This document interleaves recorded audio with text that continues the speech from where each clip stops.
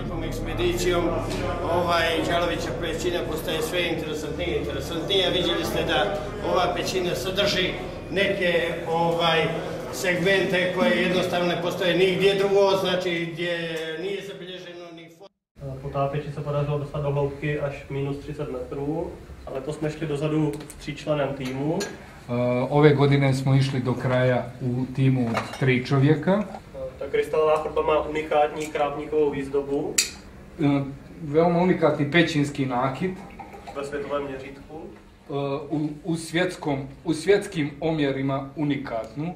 Da ste bili izloženi nekoj posebnoj opasnosti?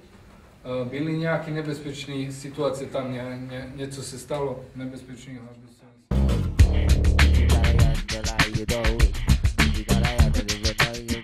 Naše výprava pomalu stoupá vzhůru nádhernou krajinou z údolí řeky Lim, kolem mnoha drobných zemědělských usedlostí s malými políčky a ještě menšími domky. Překonáváme hranu údolí ve výšce 1200 metrů a přijíždíme do samotného srdce planiny, překrásně vyvinutého krasového terénu, který je však doposud z velké části jeskyňářskou terrou incognitou, neprobádanou zemí, která před nás staví rok co rok při pravidelných letních expedicích nové výzvy. Cesta z údolí trvá několik hodin. Na jejím konci nás netrpělivě vyhlíží náš kamarád, místní rolník Mito Đalović. Už jsme společně oslavili mnoho našich objevů v nejvýznamnější jeskyni Đalovića, na planině, která se jmenuje jak jinak než Đalovića. I Mitovi předkové, děda a otec Đalovićové se podíleli na průzkumu této jeskyně. A tak v radostném očekávání věcí příštích nás vítají všichni obyvatelé Đalovićovy usedlosti. První starostí je transport materiálu od aut, která nás na dlouhých 10 dní opustí, a vybudování tábora, kam budeme večer co večer ukládat naše unavené údy.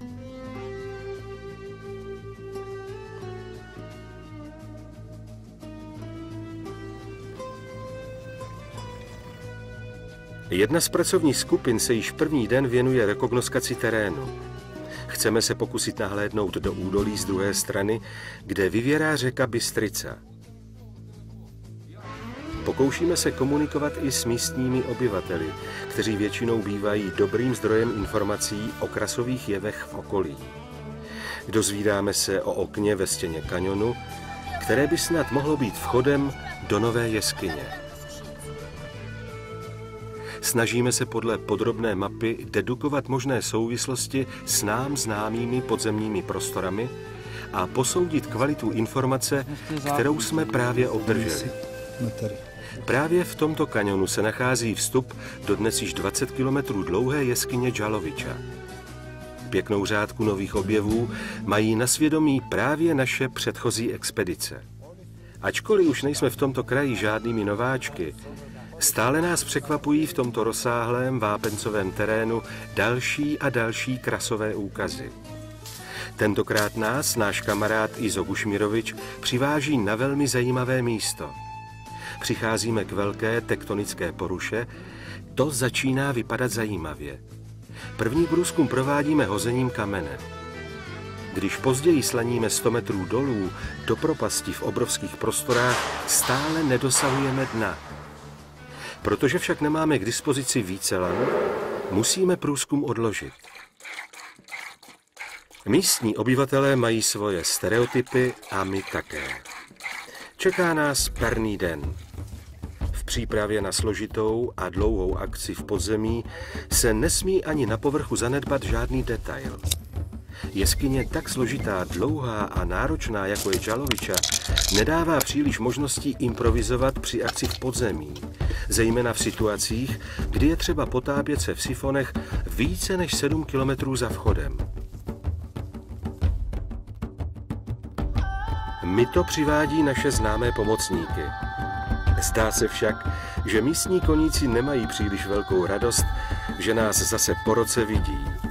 Už tuší, že dostanou na hřbet těžký náklad a budou se s námi trmácet na dno kaňonu.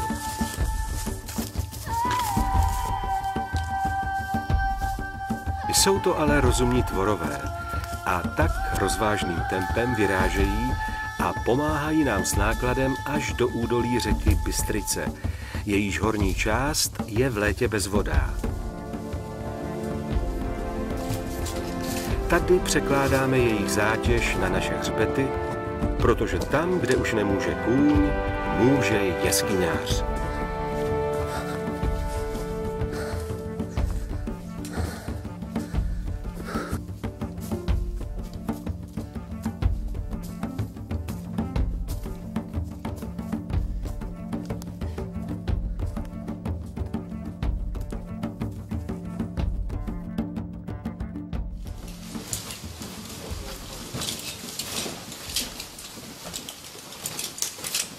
Velkým portálem sestupujeme do jeskyně Đalovića.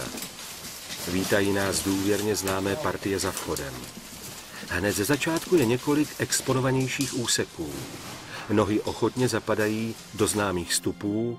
Zdá se nám, jako bychom se vraceli do některé z našich oblíbených jeskyní v Moravském krasu.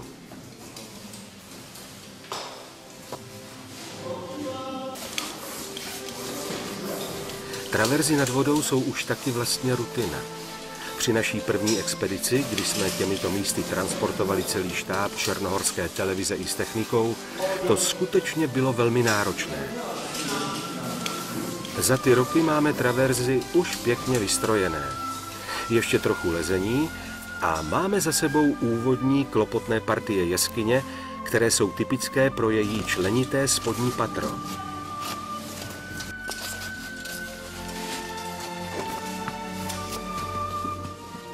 Přicházíme do míst, po kterých se nám celý rok stýskalo.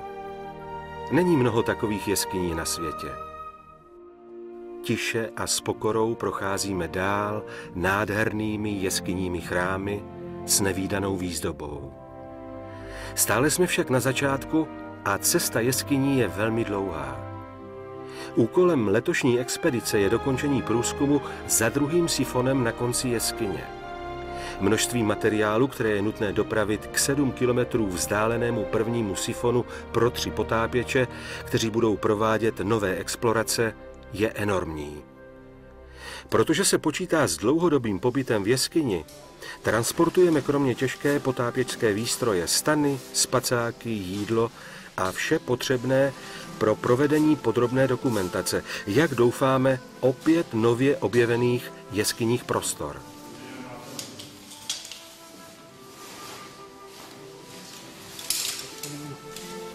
Postup je náročný.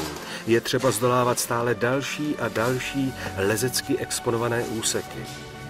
Popruhy transportních vaků se nemilosrdně zadírají do našich ramen. Konečně přicházíme do rozsáhlého systému horních pater.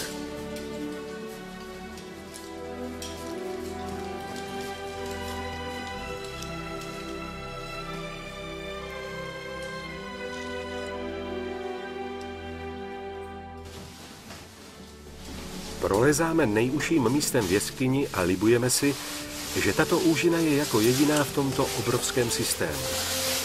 Výzdoba, která nás čeká za ní v domu nazvaném Termitiště, je doslova kouzelná. Ještě štěstí, že vodní hladina není na svém obvyklém místě.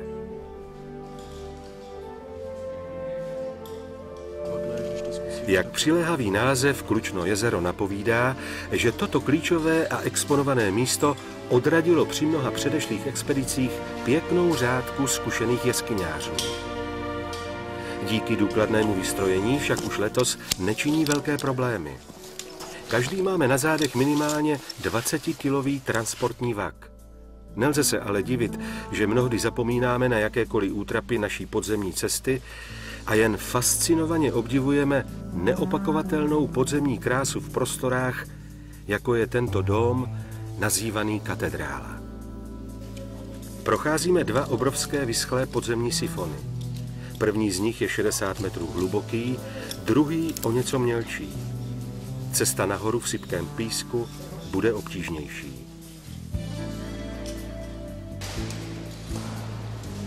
V této jeskyni je skutečně rozmanitý terén. Teď zase 20 metrů po téměř kolmé, zasintrované stěně nahoru. Transportní vaky vytahujeme samostatně. Sice nás to zdržuje, ale šetří to naše síly a to je to, čeho už máme docela málo.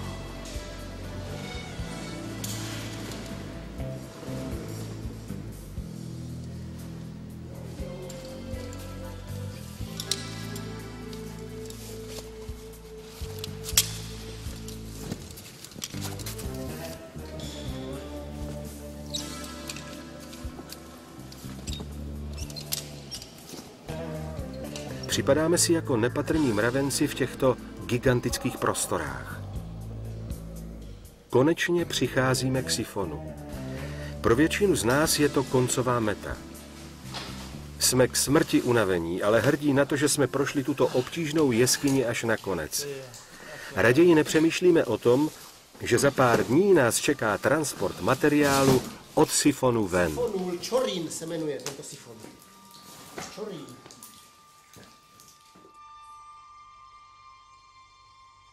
Pro potápěčskou část naší expedice však teprve všechno začíná. Při jídle znovu a znovu detailně probíráme plán akce a přemítáme, co nás čeká za sifony. Ještě jednou kontrolujeme, jestli máme vše potřebné pro dlouhý pobyt za sifony. Přidáváme do transportních vaků další zátěž pro snadnější zanoření.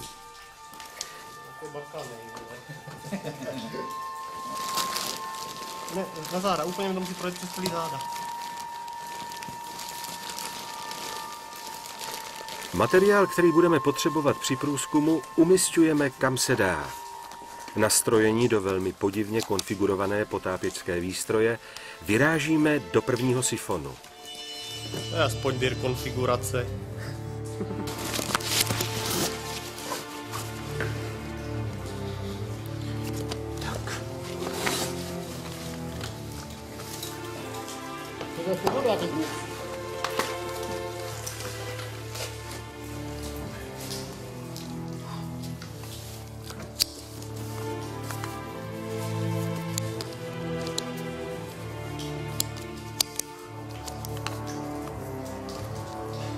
Bezpečnostní směrnice, ale součástí základy. Vzpomínáme na okamžiky před 6 lety, kdy jsme po 10hodinovém bloudění jeskyní poprvé došli k tomuto sifonu a překonali jej. Dnes víme, že půjdeme ještě dál, o hodně dál. Během 5 předcházejících expedic se nám podařilo objevit několik kilometrů fascinujících nových prostor s dalším obtížným sifonem a mnoha jezery. Postupujeme prvním sifonem, který je poměrně jednoduchý, asi jenom 20 metrů dlouhý. Tak konečně snad vyrážíme za letošními novými objevy.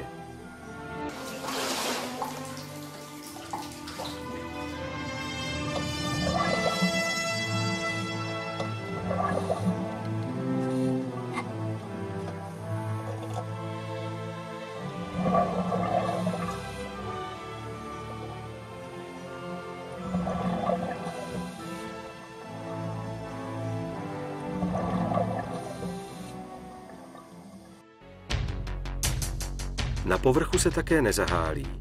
Podle plánu další skupina vyráží prozkoumat jeskyni Juriško Vrelo s ohromným podzemním tokem a dosud panenským sifonem. Jediná cesta k jeskyni vede kanionem řeky Bystrice po proudu. Pochopitelně zde není žádná stezka. Po kluzkých kamenech je nutné se pohybovat velmi obezřetně.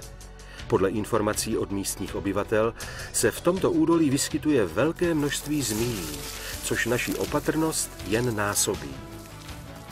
Vchod do jeskyně Juriško Vrelo je asi 80 metrů vysoko nad potokem, takže můžeme vychutnat závěrečnou lahůdku v podobě obtížného šplhání po suťovitém svahu.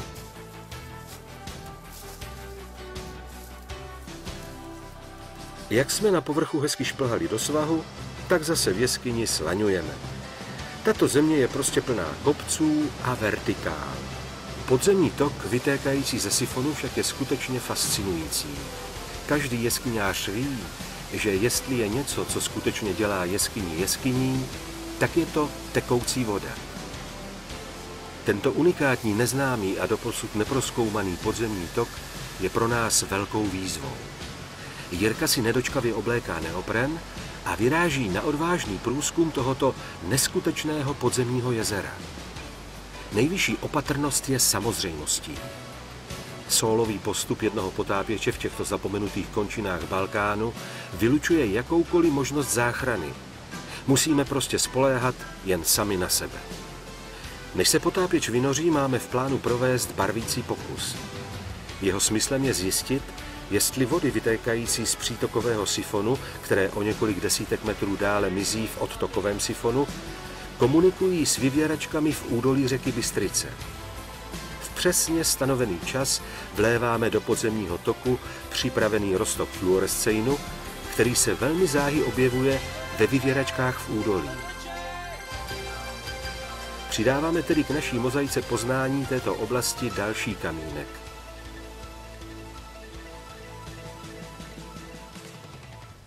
Jirka se vrací.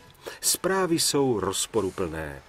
Podařilo se dosáhnout hloubky neskutečných 50 metrů, ale na brzké vynoření v nových prostorách to nevypadá. Sifon stále pokračuje dál. Asi se tak lehce nevzdá.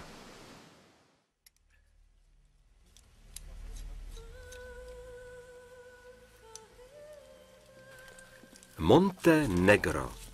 Další pěkná propasťovitá jeskyně na planině, na kterou nás upozornili místní obyvatelé. Máš tam muzel?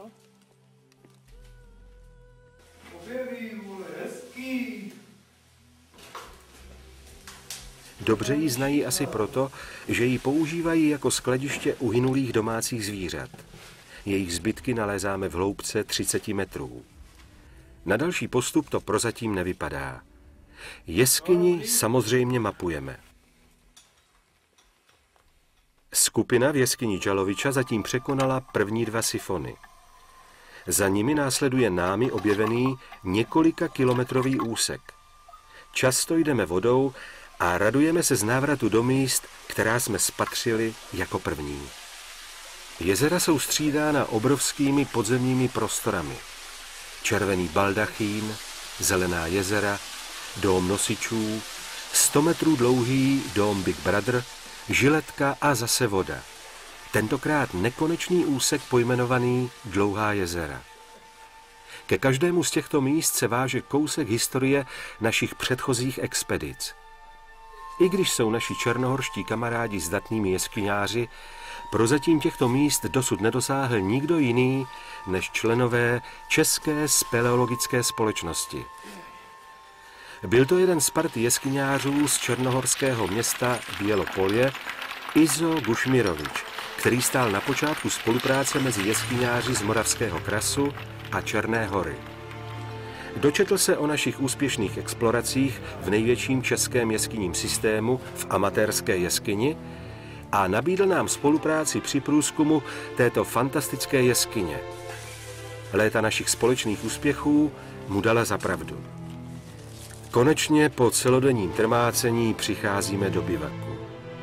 Vítá nás Stan, který tu přežil od loňské expedice.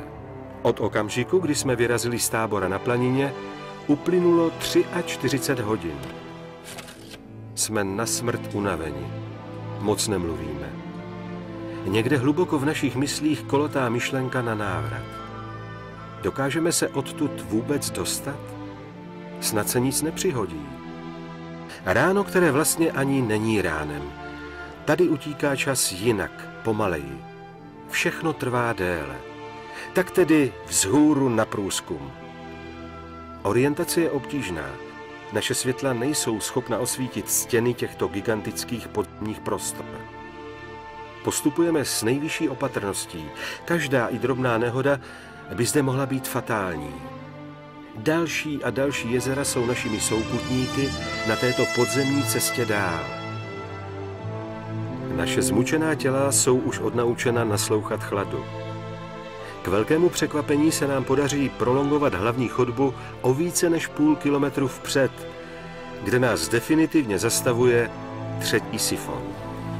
Nikdo z nás si nedovede představit, že bychom byli schopni do těchto míst dopravit potápěcký přístroj a pokusit se o další postup do neznáma pod vodou.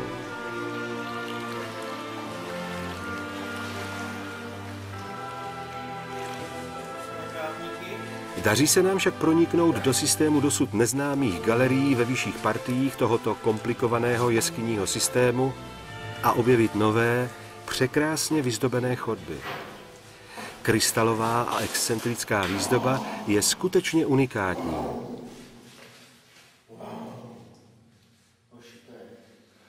To je orgasmus. Pohybujeme se v těchto místech s vědomím, že nalezenou krásu musíme zachovat nepoškozenou i našim následovníkům. Nádherné podzemní květy z tohoto konce světa zůstanou navždy vryté v našich srdcích a myslích. Jsme to právě my, čeští jeskyňáři, kterým se dostává cti objevit tyto skryté podzemní poklady. Těžko se nám hledají slova. Toto je skutečně okamžik plný emocí, který každý z nás prožívá sám ve svém nitru. Jako mladí začínající jeskyňáři jsme intenzivně snili o obrovských objevech, které se nám jednoho dne podaří. Tyto sny se nám právě teď plní. Krystalová výzdoba je skutečně famózní a vymyká se jakémukoliv popisu. Teď žijeme své životy naplno. Víme, že objevit něco takového se nám už asi nikdy nepodaří. Přemýšlíme, kdo asi bude ten další, komu se poštěstí nahlédnout do tohoto kouzelného podzemního světa. Naší samozřejmou povinností je nově objevené stovky metrů ihned zmapovat.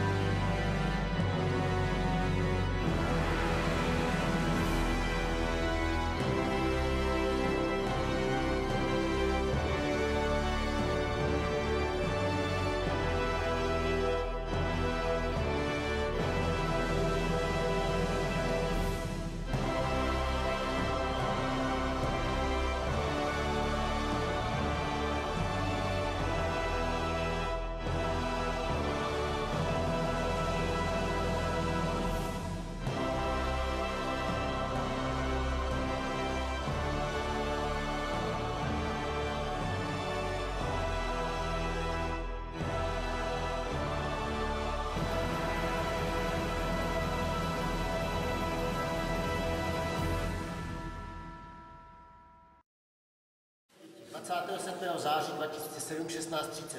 Jsme právě 53. hodinu v jeskyni zhruba 10 kilometrů za vchodem od Dělovičí Pečíny, asi 3 kilometry za druhým sifonem. Na povrchu nedočkavě vynášíme nově objevené části jeskyně do mapy a konfrontujeme je se situací na povrchu. Vzhledem ke geografické situaci je další perspektiva jeskyně Děloviča neuvěřitelná. Míří z údolí řeky Bystrica přímo pod obrovskou Krasovou planinu a teoreticky může dosáhnout až 100 kilometrů nebo i více. Pokoušíme se nalézt na povrchu nějaké další krasové úkazy, propasti, závrty nebo úvaly, které by nám signalizovaly podzemní průběh jeskyně.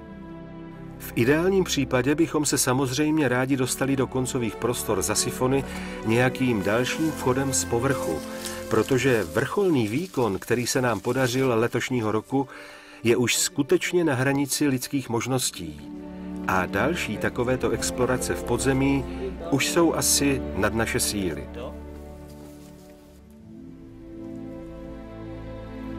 No, tak máme díru, no.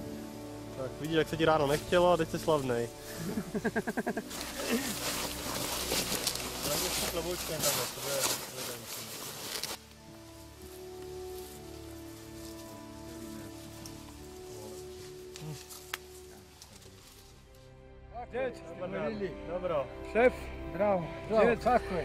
Na planině navštěvujeme další drobná hospodářství, podobná jako u našeho kamaráda Mita Daloviče. a poznáváme skutečnosti tvrdého venkovského života. Unizóno zní voda.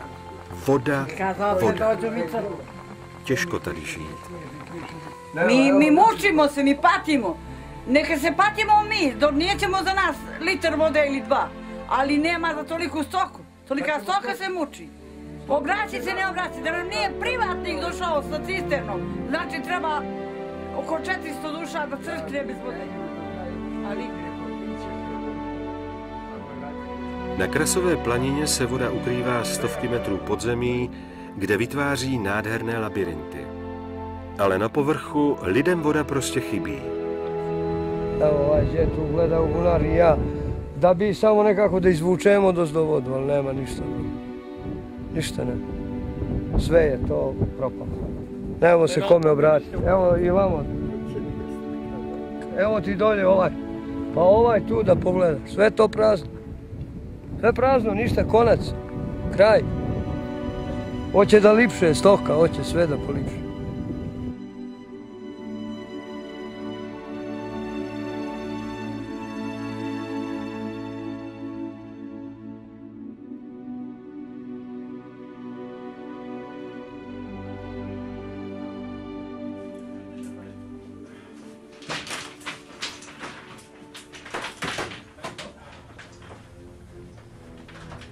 Další pokus v nepokořeném sifonu jeskyně Juriško Vrelo. Tentokrát transportujeme větší přístroje pro dvojici potápěčů. Snad je to neukojitelná touha poznat nepoznané, co nás pohání. Snad je to ten pocit stanout někde jako první člověk. Snad je v tom i kus klukovského dobrodružství. Snad je to i láska ke kouzelnému podzemnímu světu, nebo je to od každého kousek, co nás žene stále dál a hlouběji do nitra země.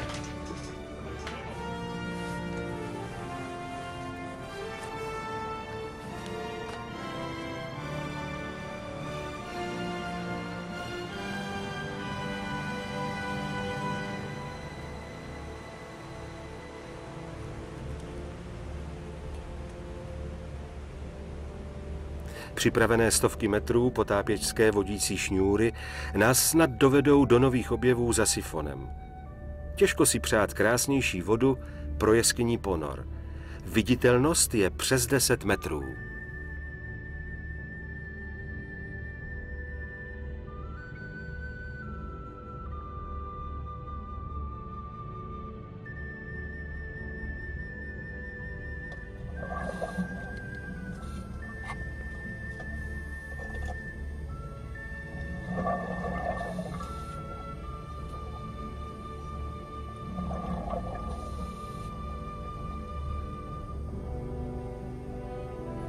Ve dvojici rychle dosahujeme hloubky 50 metrů. Objevujeme více než 150 metrů daleko už menší vzestupnou část sifonu.